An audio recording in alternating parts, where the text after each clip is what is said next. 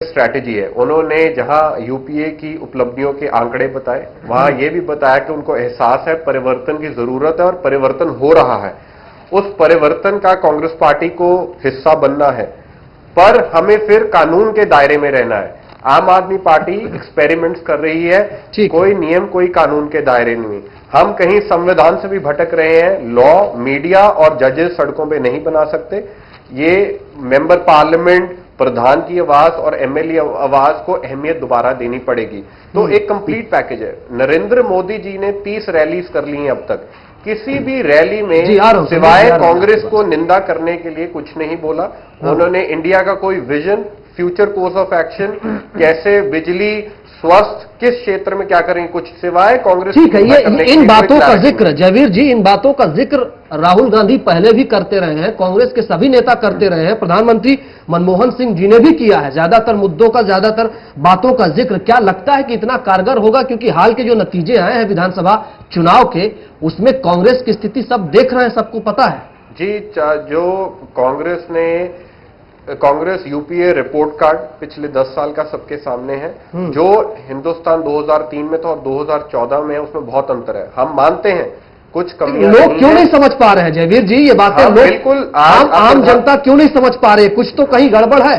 बिल्कुल। हम आज देखिए कौन सी पॉलिटिकल पार्टी हम ही हैं जिन्हें अपनी उपलब्धियों पे गर्व है, पर हमें अपनी कमियों का एहसास भी है और उन कमियों को पूरी करने का एक जुनून और सरफरोशी भी है। हमने हर क्षेत्र में विकास किया, ग्रामीण क्षेत्र, इंफ्रास्ट्रक्चर, हेल्थ, एजुकेशन। हम सिर्फ स्पीच पे निर्भर नहीं कर रहे। हमारी रिपोर्ट कार्ड नहीं, आपने मिडिल क्लास की बात की, आपने लोगों के रोजगार की बात की, स्वास्थ्य की बात की, लेकिन सवाल ये उठता है ना कि 10 साल क्या कर रहे थे आप? देखिए 10 साल अगर मैं आंकड़े बताना चाहूं, आप बेशक हाईवे का एक्सपेरिमेंट ले लीजिए। जब एनडीए रूल था तो हमारा एक्सपेंडिचर ऑन इंफ्रास्ट्रक्चर अपनी जीडीपी से सिर्फ 3.2% था। यूपीए में 7.2%। हमने 33 लाख रूरल हाईवे ऐड किया है। यूपीए एनडीए ने सिर्फ 5 किलोमीटर किया था। हमने ऐसी ऐसी योजनाएं लाई हैं। बिजली ले लीजिए, 78,000 मेगावाट कैपेसिटी ऐड की है, जो इंडिपेंडेंस से पहली बार हुआ है। आप 55% ग्रामीण क्षेत्र में घर है जिनमें बिजली आई है। ठीक है, तो ठीक है, ये बातें ठीक है, आप कह सकते हैं अपनी, लेकिन जिन जिन बातों का जिक्र उन्होंने किया, आरटीआई का भी जिक्र किया, लोकपाल का भी जिक्र किया, सभी चीजों का जिक्र किया, यूसुफ जी जो जयवीर नहीं बता पाए। हाँ, देखिए मुझे याद है जब 2004 में, नहीं कुछ पुरानी हो गई, नहीं 2004 में जब एक फैसला हुआ कि एक नेशनल एडवाइजरी काउंसिल बनेगी और उसमें तमाम जो सोशल एक्टिविस्ट हैं वहां से चुन के लिए जाएंगे और बाकायदा 20-21 लोगों की नेशनल एडवाइजरी कमेटी काउंसिल सामने आई, वो प्रधानमंत्री को सलाह मशवरा देगी। उसी की सलाह पर ये 2-3 कानून आए, आरटीआई, जिसकी बदौलत आज अरविंद केजरीवाल मुख्यमंत्री बने हैं। ऐसी बात है, बुनियादी बदलाव कांग्रेस ने किए हैं, तो विजन एक था और यही जो पब्लिक का, सिविल सोसाइटी का डायरेक्ट पार्टिसिपेशन हो सकता है सरकार के कामकाज में, वो एक बहुत गजब का एक्सपेरिमेंट 2004 में था। मुझे याद है बीजेपी के बड़े नेता अरुण जेटली ने कहा था कि ये जो एनएसी है सोनिया गांधी का, ये मार्शल स्ट्रोक है और ये अगले साल भी उनको सत्ता में लाएगा, और लाया वो सत्ता में। अब 2009 के बाद जो यूपीए की सरकार मात कहां खा गई, ठीक है, कि जो प्रोग्राम बनाया, फ्लैगशिप जो प्रोग्राम थे, उनमें घोटाले हो गए।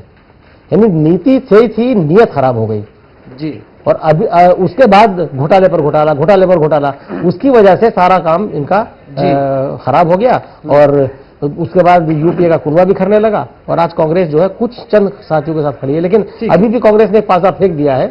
सुशील कुमार शिंदे ने जब 2-3 दिन पहले कहा था कि शरद पवार को वो प्रधानमंत्री बनते हुए देखना चाहते हैं, तो वो कोई ऐसा वेग स्टेटमेंट नहीं था।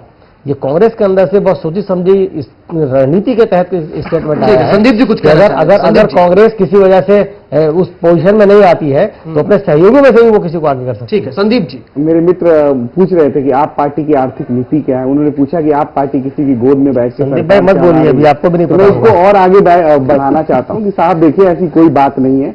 व्यक्तिगत तौर पे मैं आपको बताऊं, और ना कोई व्यक्तिगत कोई डील हुई है, ऐसी कोई यहाँ परिकल्पना भी नहीं की जा सकती। ये पार्टी की परिकल्पना तो की जा सकती है। सुनिए मेरी बात, इस पार्टी की परिकल्पना स्वराज की है, और स्वराज को समझने की जरूरत है। अगर गांधी को आपने इस देश में नहीं समझा, जिसने सबसे ज्यादा घूम घूम के पूरे देश ये कौन करेगा कि गांधी को किसने हमने समझा, हमने समझा, हमने स्वराज की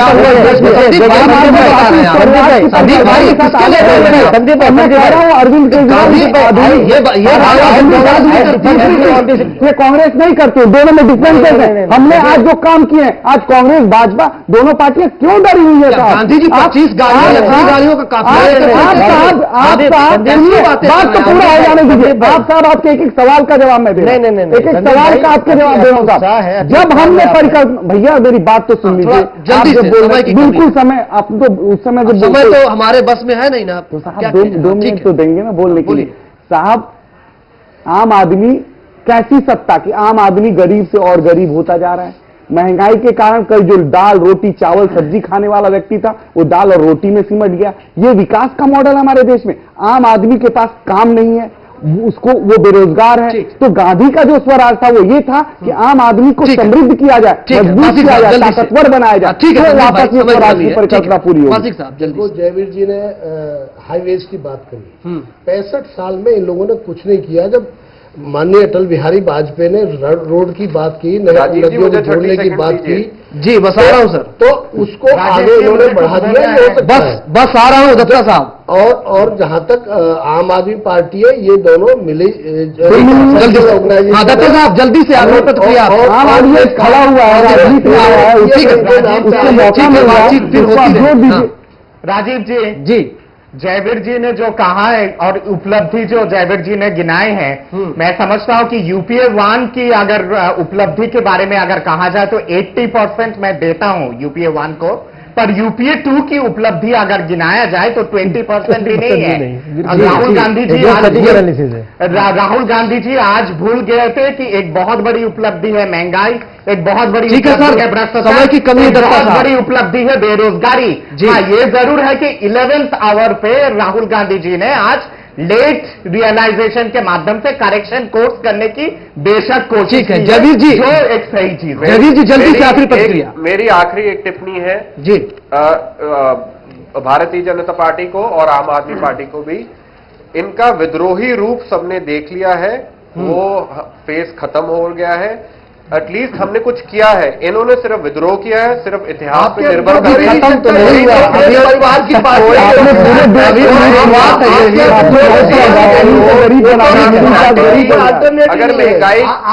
अगर महंगाई की बात कर रहे हैं तो ये बताएं 5 तरीके कि ये महंगाई कैसे रोकेंगे।